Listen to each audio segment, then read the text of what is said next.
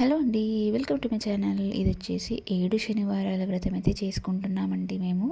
So ఆ vlog 7 శనివారాల వ్రతంలో 5 శనివారాలు అయితే కంప్లీట్ అయిపోయాయి. ఇది 6వ శనివారం వ్రతం వ్లాగ్ అండి.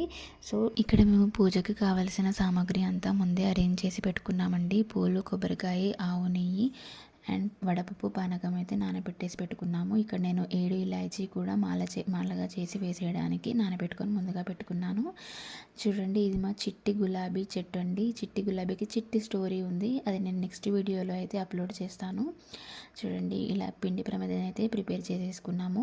బియ్యం పిండి, కొద్దిగా ఆవు నెయ్యి అండ్ బెల్లము అండ్ బనానా కూడా యాడ్ చేసేసి ఇలా ప్రమిదగా అయితే ప్రిపేర్ చేసేసుకొని 3 నామాలు పెట్టేసుకొని గంధం కుంకుమతో అయితే అలంకరించేసుకొని పిండి దీపాలలో 7 వత్తులతో అయితే దీపం వెలిగించుకోవాలి. కాబట్టి ఒక ప్రమిదలో 4 వత్తులు అండ్ ఇంకొక ప్రమిదలో 3 వత్తులు వేసేసుకొని ఆవు నెయ్యి, కొద్దిగా నూనె వేసేసుకొని దీపారాధన అయితే చేసేసుకున్న తర్వాత పూలతో అయితే అలంకరించేసుకున్నామండి. తర్వాత వెంకటేశ్వర స్వామి అని అమ్మవారిని పక్కనే పెట్టేసి అభిషేకం అయితే చేసుకున్నాము. వాటర్తో అభిషేకం చేసుకున్న తర్వాత గంధం కుంకుమతో అయితే అలంకరించేసుకొని పూలతో కూడా అలంకరించేసుకున్నామండి. ఆ తర్వాత పూజా విధానం అయితే స్టార్ట్ చేసేసుకొని ముందుగా ఆచమనం చేసేసుకున్నామండి. ఆచమనం చేసేసుకున్న తర్వాత పూజ జరిగేటప్పుడు ఇలాచీ ముందుగానే నానబెట్టేసుకొని పెట్టుకున్నాను కదా.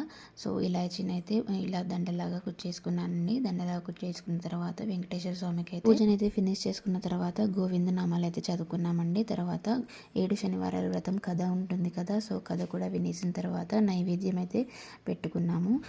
వెంకటేశ్వర స్వామికి నైవేద్యం చూపించి తర్వాత కొబ్బరికాయ కొట్టేసి ఆరతి అయితే ఇచ్చేసామండి, మంగళారతి. సో ఆరతి ఇచ్చేసిన తర్వాత ఇప్పుడు పూజ ఫినిష్ అయిపోయినట్టు మొత్తం. సో ఇలా మేమైతే 7 శనివారాల వ్రతంలో భాగంగా 6వ శనివారం వ్రతం అయితే ఫినిష్ చేసుకున్నామండి. ఈ వీడియో మీకు నచ్చితే like, share, subscribe. Thank you for watching.